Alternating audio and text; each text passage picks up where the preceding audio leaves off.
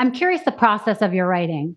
A lot of authors that I talk to talk about listening to a soundtrack or certain songs over and over when they write about really emotional stuff. Did you do that?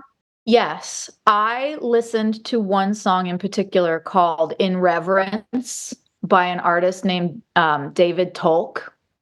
Hmm. And I've reached out to him recently and asked him to be a part of the feature film that I'm creating based on the letters as well. Mhm.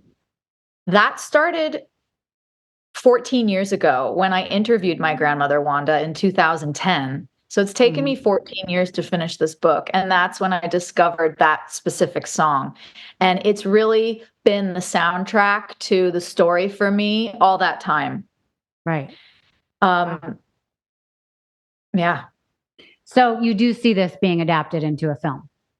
I wasn't smart about this because this is my first book. I didn't remember that the book will probably be optioned into a film. So I wrote a separate film. Oh, wow. Because, like I said, when I was 17 and I got the letters, I knew then and there that I wanted to make it into a film.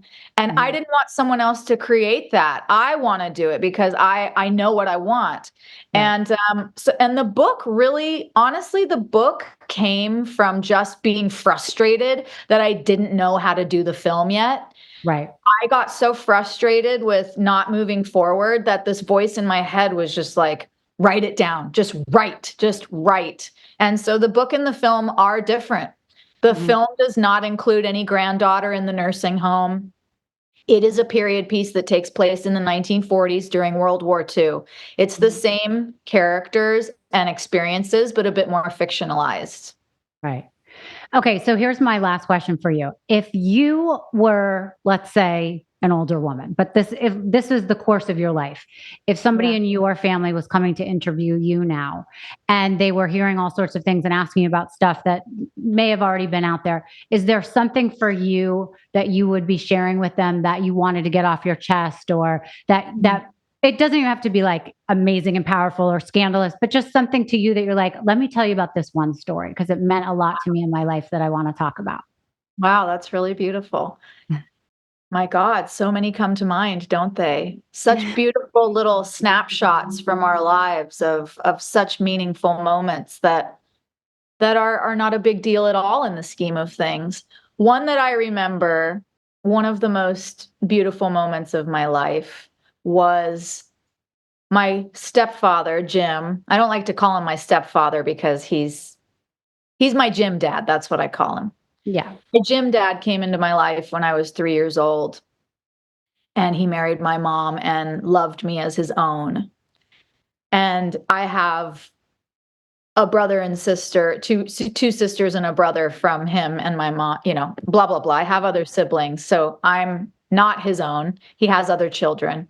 But he took me into the laundry room one time when I was a teenager, and he gave me his mother's wedding ring and said that he wanted me to have it for when I got married. And he started crying.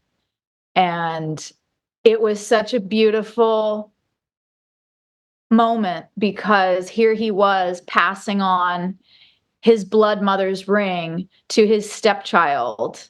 And that, it's such a beautiful bond that him and I have. And that really let me know how he felt about me, Right. and is something I'll always remember. Of course. That's such a beautiful story, and obviously a testament to the fact that, love runs thicker than blood and family does as well. I Really love that. does. I love that story.